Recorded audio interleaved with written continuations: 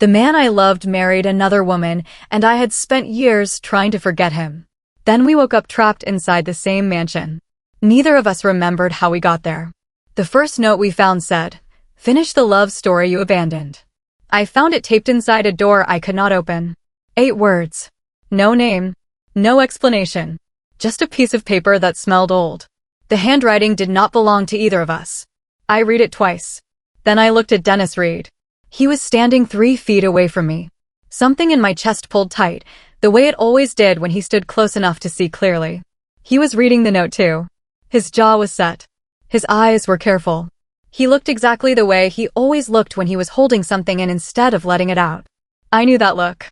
You learn things like that about people you once loved completely. The kind of love that leaves a mark. For years.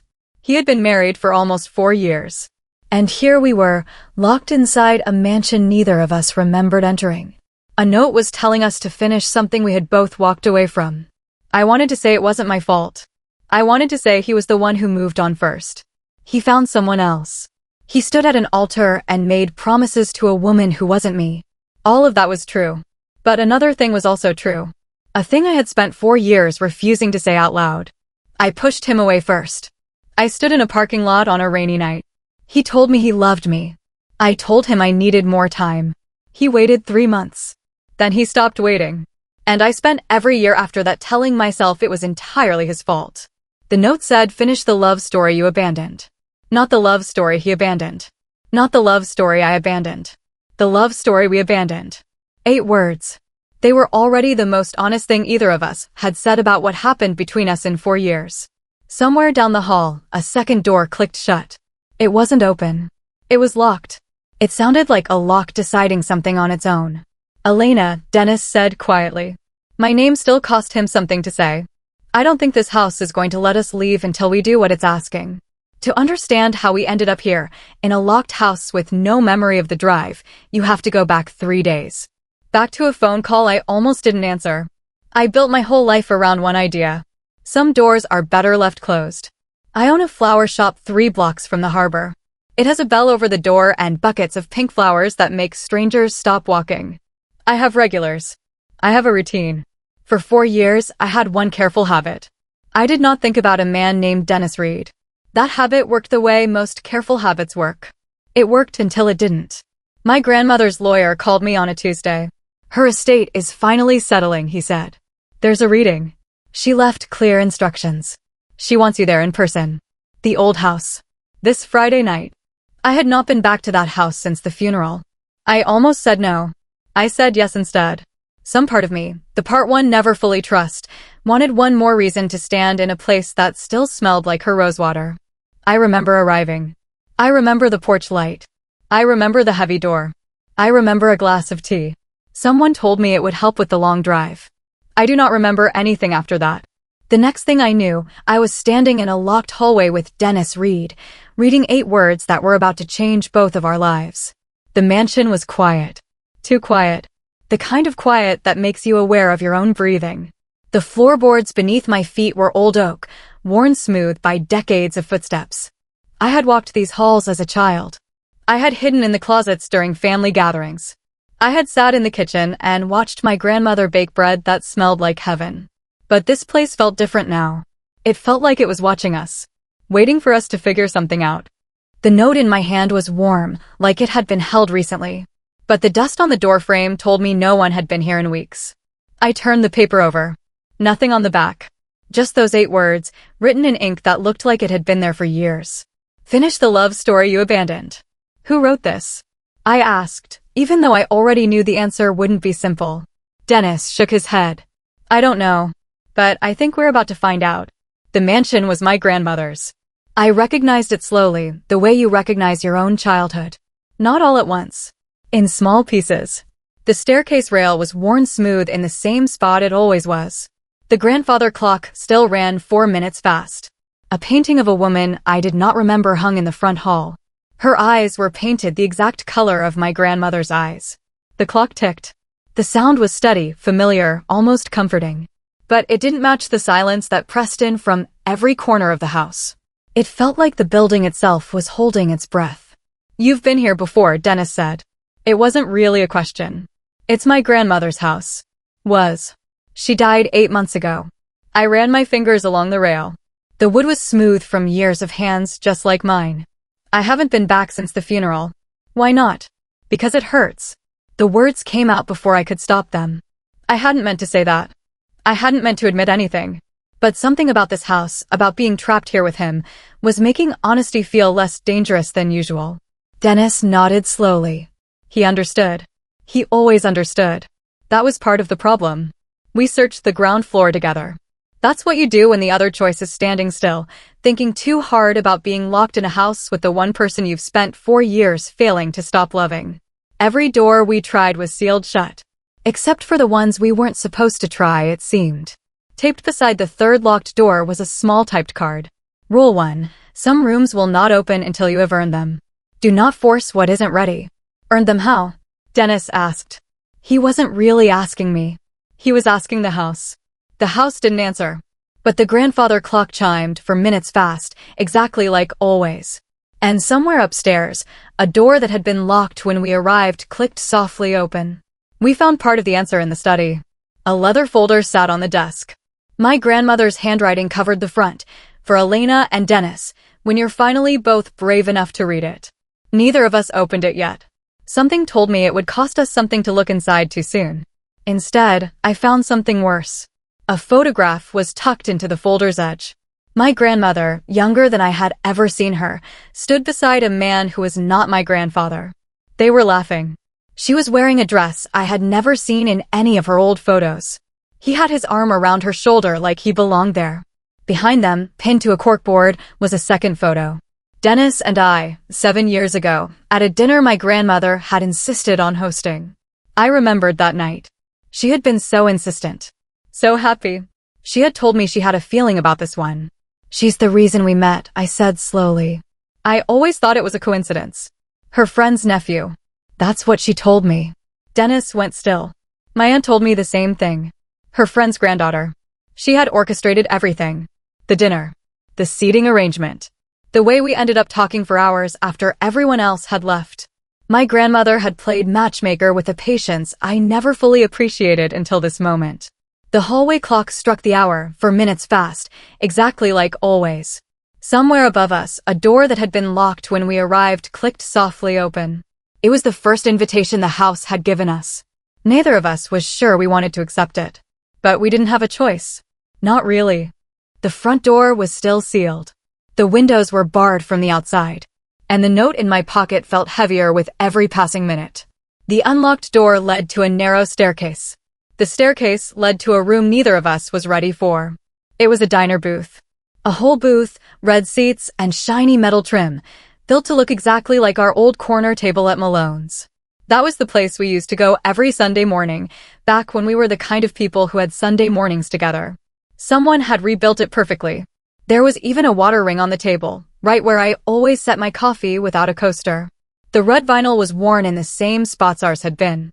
The metal trim had the same scratch on the left edge where Dennis used to tap his ring while he was thinking. I reached out and touched the table. It was real. Solid. The same slight wobble ours always had. This is insane, Dennis said. But he sat down across from me anyway. The kind of thing your body does before your mind agrees to it.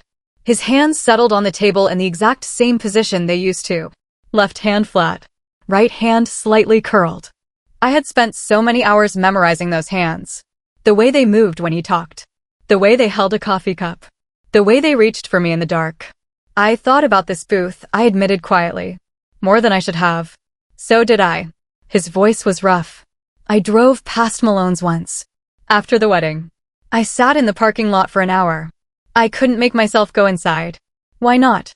Because I knew if I sat in that booth alone, I'd never be able to leave. The honesty hit harder than I expected. Taped under the table, where I would only find it by reaching underneath the way I used to when I was nervous, was the second note. You never finished your sentence. Finish it now. I knew exactly which sentence he meant. I had started it 100 times in my head over 4 years. I never once said it out loud. The parking lot, Dennis said quietly, before I could speak. You told me you needed more time. You never told me time for what? I was going to say time to believe you meant it. My voice came out smaller than I wanted. My father left when I was 9. My mother spent 6 years waiting for a man who never came back.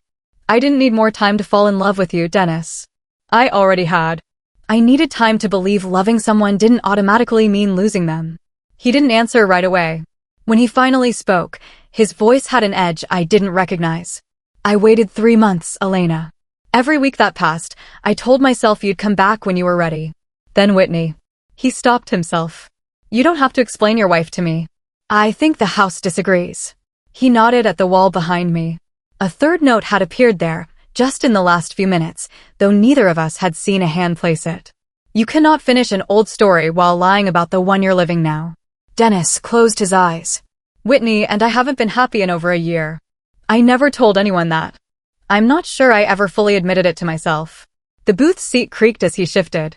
Somewhere deeper in the house, I heard a sound like a held breath being let go. Another door, unlocking itself further inside. Why did you marry her? I asked. The question came out before I could stop it. Dennis looked at me. For a long moment, he didn't answer. Then he said, because I thought if I made myself move on, I would eventually stop wanting you. I was wrong. I've been wrong for 4 years. And I've been punishing 3 people for it instead of just admitting the truth to myself. What's the truth? I asked. The truth, he said slowly, is that I never stopped loving you. Not for 1 day. Not for 1 hour. I told myself I did because it was easier than accepting that I let you go without fighting hard enough. The room went quiet again. The diner booth felt smaller than it had a minute ago. I was scared too, I admitted. I was terrified. Not of you. Of what loving you meant.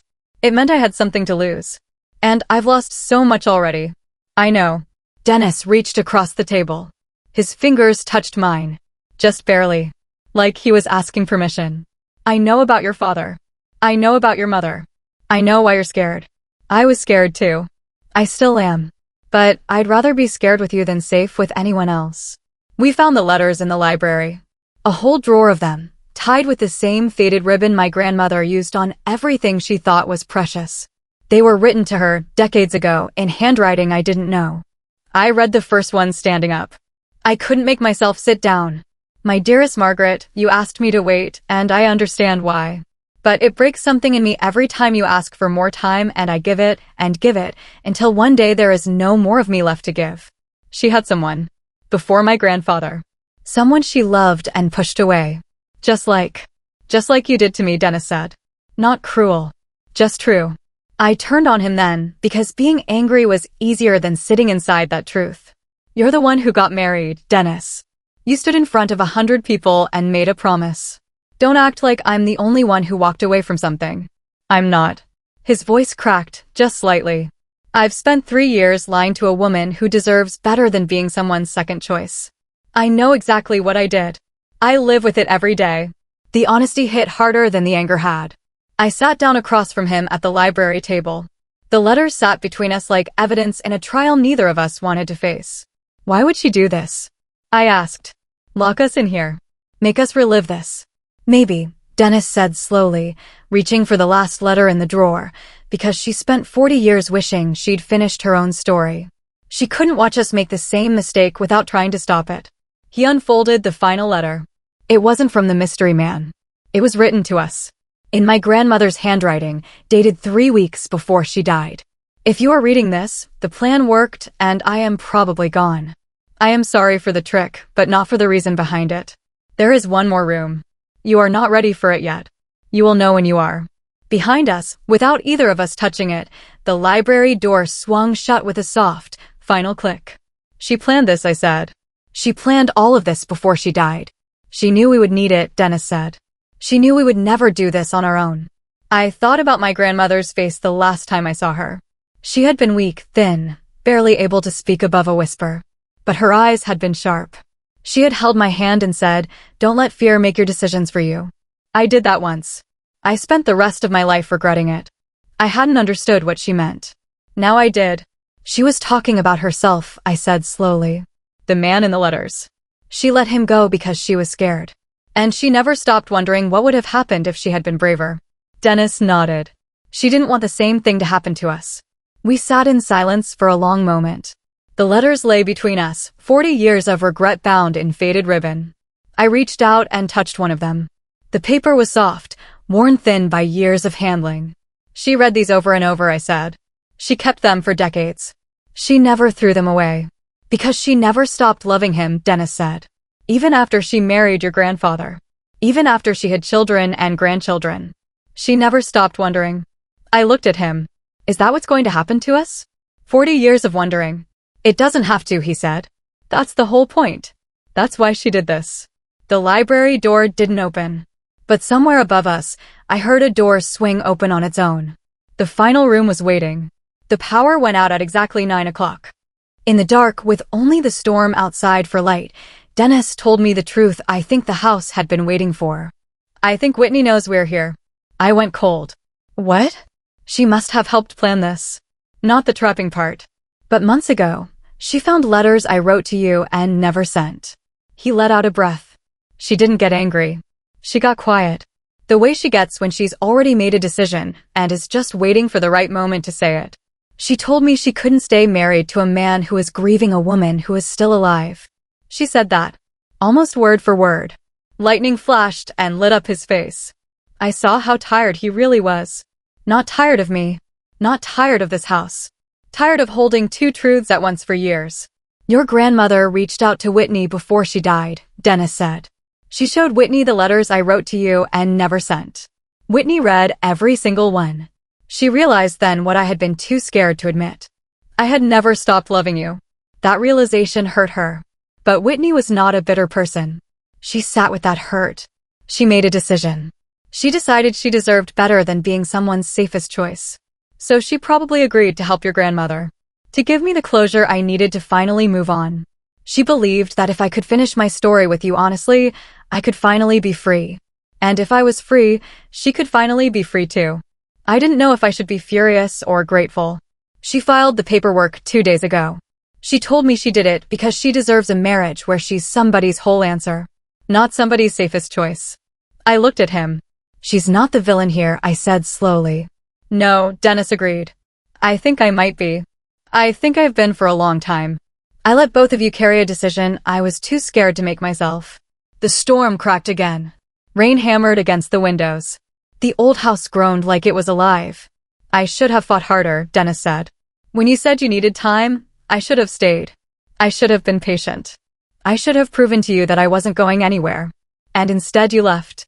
And instead I left. He ran a hand through his hair. I told myself I was respecting your space. I told myself I was being mature. But the truth is, I was scared too. I was scared that if I waited and you still said no, I would have nothing left. So I made myself move on. I made myself marry someone else. And I've been regretting it every single day. Somewhere above us, a door I hadn't noticed before creaked open on its own. The final door. The one my grandmother's letter said we weren't ready for yet. It seemed the house had changed its mind. I'm not asking you to forgive me, Dennis said. I'm not asking you to forget what happened. I'm just asking you to finish this with me. Whatever it means. However it ends. Just don't walk away again without saying what you really mean. The rain continued to pound against the roof. The candle on the table flickered. I looked at Dennis. I don't want to walk away, I admitted. I never wanted to. I just didn't know how to stay. We can figure it out together, he said. That's what the house is trying to teach us. We don't have to have all the answers. We just have to be brave enough to try. The staircase to the final room was narrower than the others. It felt like the house wanted us to walk it slowly. At the top was a single door, standing open, onto a room lit by candles that hadn't been lit when we arrived. Someone, or something, had been in here recently. Inside was a wedding dress on a stand, decades out of style, yellow at the bottom. A record player. A stack of photos I had never seen. My grandmother, young and glowing, next to the man from the letters. It looked exactly like an engagement photo. I picked it up. My grandmother's face was radiant. Her hair was longer. Her smile was different. Freer somehow. The man beside her was handsome in a quiet way. His eyes were kind. His hand rested on her shoulder like she was the most precious thing in the world. She was engaged, I said. Before my grandfather. I never knew. She never told you? No. She never mentioned him. Not once. I set the photo down carefully. There were more underneath it. A picnic. A dance. A ring on her finger that I had never seen before. They looked so happy. So full of hope. It broke my heart to know how it ended. Taped to the mirror was the final note. This one, unlike the others, was signed. I let him go because I was afraid of exactly what you two are afraid of, that a love this big always ends in loss. I spent 40 good years with a good man. I never once stopped wondering. I'm not telling you this so you'll feel guilty. I'm telling you because I don't want you spending 40 years wondering when the answer was standing 3 feet away the whole time. Margaret. I read it twice. Then I handed it to Dennis. He read it in silence. When he looked up, his eyes were wet. She built this whole house around one regret. She built it so we wouldn't have to have one, I said. As I said it, I knew it was true. I turned to face him. The candlelight made everything feel less like a trap and more like a confession. I'm sorry, I said. For the parking lot. For every year after it, when I let you believe I didn't want you enough to fight for you. I did. I never once stopped. I know, Dennis said. I think some part of me always knew. I just needed to hear you say it somewhere I couldn't pretend I misheard it. Behind the dress stand, a door we hadn't even noticed swung open. It led to a narrow hallway pointing straight toward the front of the house. The way out. We didn't take it right away.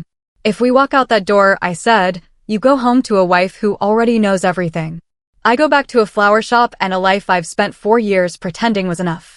None of this gets simple just because we finally said the truth out loud in a room full of candles. No, Dennis agreed. It doesn't. So what happens now? He was quiet for a long moment.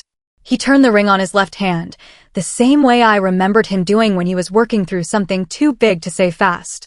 Whitney and I are going to end things. That was already decided before tonight. This just made it honest instead of slow. That's not because of you. It's because staying was its own kind of lie, and I'm done telling it. And after that? After that, I don't know exactly. I know I'm not going to walk out of this house and ask you to give me everything back the way it was 7 years ago. That wouldn't be fair to either of us. But I'm also not going to walk out of here and disappear again. I think we owe each other a real chance to try. Slowly. Honestly. Without a house forcing our hand. It wasn't the kind of ending where everything gets tied up in a bow. It was better than that. It was true. My grandmother would be furious we didn't just fall into each other's arms the second that door opened, I said. Your grandmother locked 2 grown adults inside a mansion just to force a conversation, Dennis said. I think she'd take slow and honest as a win. Behind us, the record player clicked on by itself. The song that started playing was one I knew instantly. It was the one my grandmother always said was playing the night she met the man from the letters. We stood there and listened to the whole song before either of us moved toward the door. I thought about all the years my grandmother had kept those letters. All the years she had wondered what might have been. She had married my grandfather. She had built a life. She had loved him, I knew she had. But she had never stopped loving the man she let go. I didn't want to be like that. I didn't want to spend 40 years wondering. I didn't want to look back and wish I had been braver. I'm scared, I admit it. I know, Dennis said. So am I. But I'm more scared of not trying. Me too. He reached for my hand. His fingers wrapped around mine, warm and familiar. It felt like coming home. We don't have to figure everything out tonight, he said. We just have to decide to try. I nodded. I can do that. Good. Because I'm not going anywhere this time. We stood there for a long moment, holding hands in the candlelight. The wedding dress watched us from its stand. The photos of my grandmother's past smiled down at us. With the front door unlocked and waiting. The way out. No note this time. No rule. No test. Just a door, willing to open. Whitney was on the porch. I hadn't expected that. Neither had Dennis, judging by his face.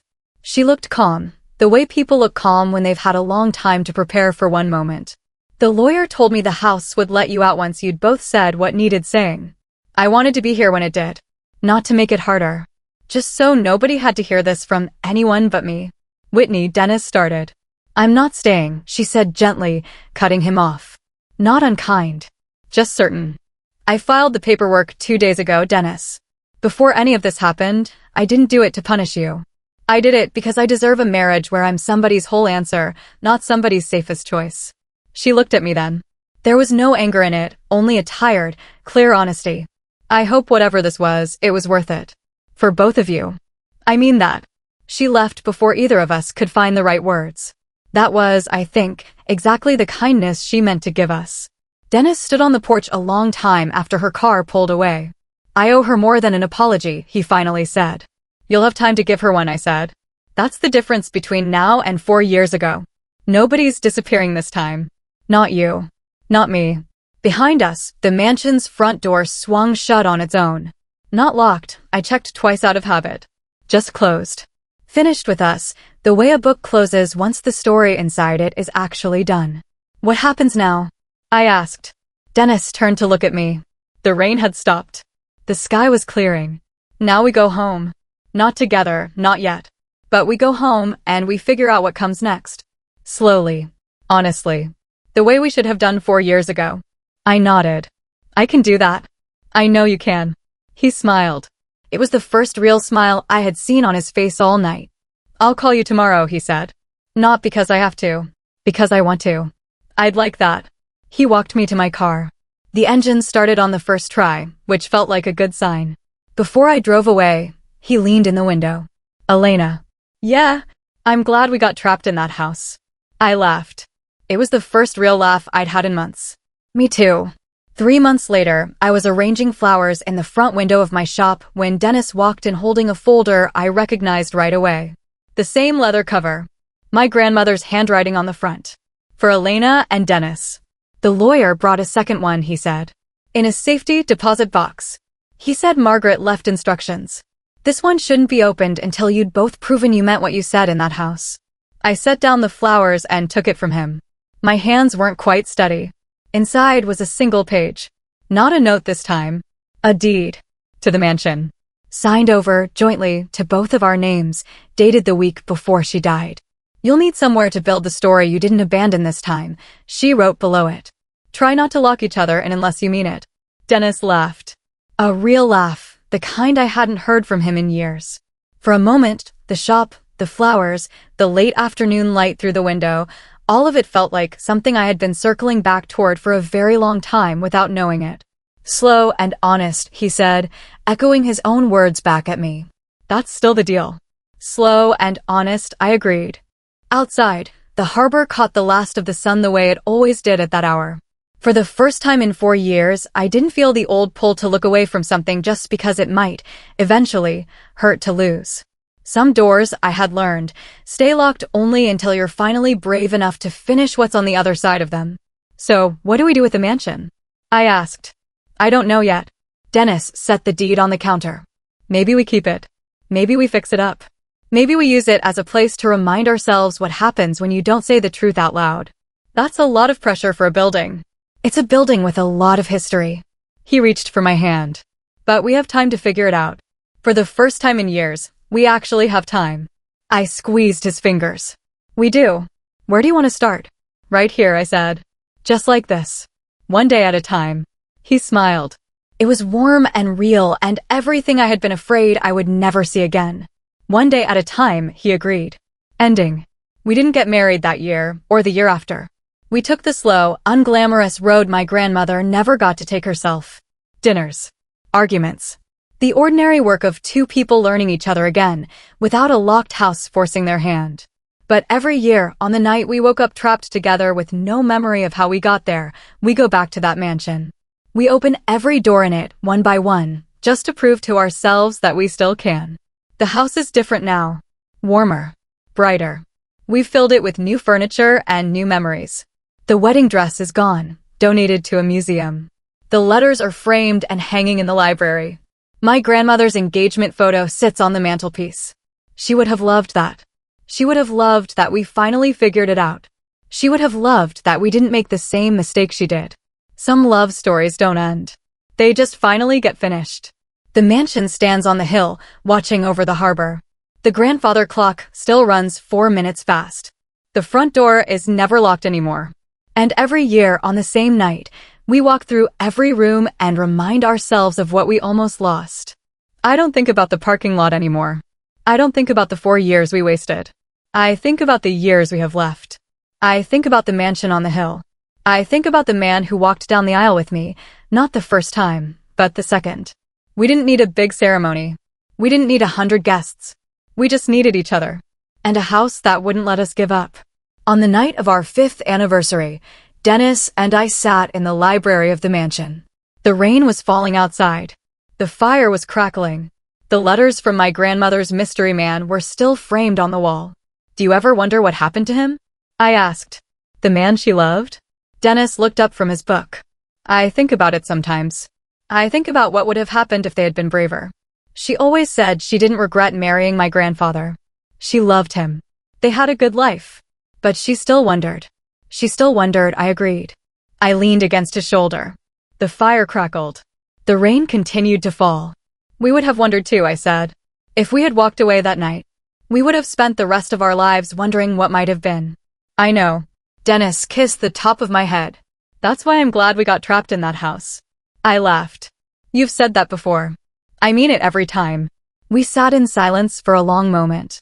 The mansion settled around us, old and familiar. It had become a home.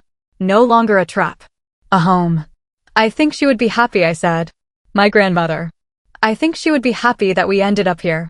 I think so too. Dennis set down his book. I also think she would say we're spending too much time inside on a rainy night. What do you suggest? Dancing. In the kitchen. The way we used to. We never danced in the kitchen. We never had a kitchen this big, he said. Now we do. He stood up and offered me his hand. I took it. We walked to the kitchen, the same kitchen where my grandmother had baked bread for decades. The lights were low. The rain was still falling. And for the first time in a long time, I felt like everything was exactly where it was supposed to be. The music played softly from the living room. Dennis held me close. We swayed together in the dim light. I love you, he said. I know, I said. I've always known. Even when I was married to someone else? Even then. It was the worst kind of knowing. The kind where you can't do anything about it. And now? Now it's the best kind. He kissed me. Soft and slow. The rain continued to fall. The mansion held us close. And outside, on the hill, the grandfather clock chimed the hour. For minutes fast, exactly like always.